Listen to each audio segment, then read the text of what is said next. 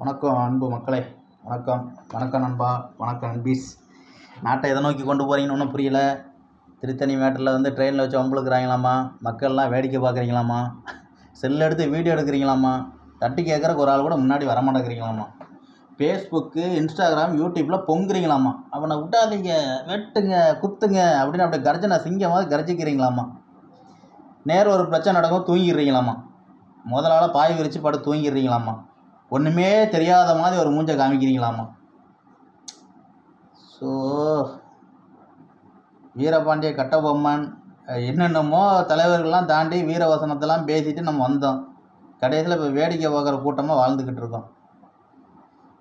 5-6 அறிவு கொடுத்ததே எல்லாத்தையும் ஒரு மனுஷன் ஒரு கட்டுப்பாட்டுக்குள்ளே வச்சுருப்பான் அப்படிங்கிறது தான். ஆனால் எதை கட்டுப்பாட்டுக்குள்ளே வச்சுருக்கீங்களா இல்லையா, வேடிக்கை பார்க்குறத நல்லா கட்டுப்பாட்டுக்குள்ளே வச்சுருக்கீங்க. 10 பேர் சேர்ந்தா அப்படி உங்களுக்குள்ள ஒரு வீரம் வருது பாருங்க, அப்படி பொங்கி எழுந்துட்டு எவனை தூக்கி விட்டு மிதிக்கலாம் அப்படிங்கிற ஒரு ஆக்ரோஷம் வருது பாருங்க. அந்த 10 பேரை தட்டி கேட்குற ஒருத்தன் தில்லா நிற்கிறான், அவனை பார்த்து ஒருத்தன் வருவான், தூக்கி போட்டு சங்கிலியே மிதிச்சாதான் இந்த மாதிரி அந்த கரடி கக்கா போன மாதிரி ஒரு தலை. அதுக்கப்புறம் என்னமோ அந்த பனங்கொட்டையை சப்பி பாதி பண்ணி பனங்கொட்டையை சப்பி பாதி சப்பான் போட பாருங்க, அந்த மாதிரி ஒரு மண்டை.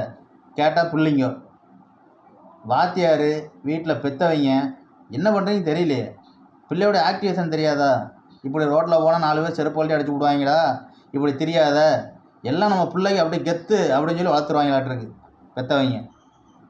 என்ன இப்போ 4 பேர் ஜெயிலுக்கு போயாச்சு, இனி போயிட்டு வரும்போது ஊரில் ஒரு 10 பேர் செருப்படி தின்னாதான் பெற்ற பிள்ளைகளை நீங்கள் கண்டிச்சினாலே நாட்டில் எங்கேயுமே எந்த ஒரு தப்பும் நடக்காது.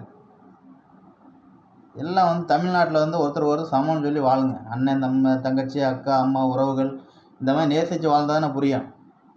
ஏதோ இந்த காட்டுக்கு போய் இந்த மிருக அந்த நடு காட்டுக்குள்ளே போனால் கூட யானை சிங்க தொந்தரவு கூட இல்லை போலுக்கு, நாட்டுக்குள்ளே வாழ முடியல, மிருகங்களோட மோசமாக இருக்காங்க.